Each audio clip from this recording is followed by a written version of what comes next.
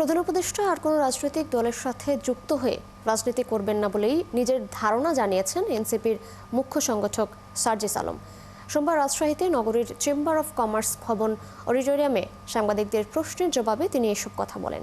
উপদেষ্টাদের চরিত্রের শেষ দেখতে চান জানিয়ে তিনি বলেন, কয়েকজন উপদেষ্টা নির্বাচনের মাধ্যমে সসম্মানে কিভাবে সেফ এক্সিট করা যায় সেটা চিন্তা করছেন। তারা যেন এই চিন্তা না করেন।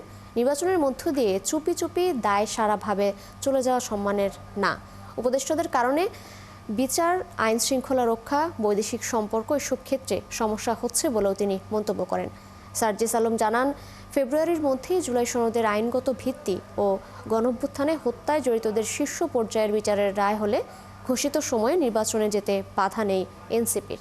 এত বড় একটা অভ্যুত্থানের দায়িত্ব, এত শহীদার রক্তের দায়িত্ব শুধু একটা নির্বাচন দিয়ে যদি তারা শেষ করে এক্সিট নিতে চায়, আমরা বলি বাংলাদেশের মানুষের কাছে তারা আর কোনোদিন আশ্রয় পাবে না।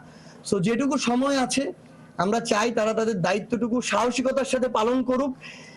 এভাবে চুপি চুপি চলে যাওয়ার চেয়ে, দায় সারা চলে যাওয়ার চেয়ে সসম্মানে যদি একটা দেশের মানুষের জন্য কিছু করে বরং নিজে ক্ষতিগ্রস্ত হয়, ওই ক্ষতিগ্রস্ত হওয়াটাও সম্মানের।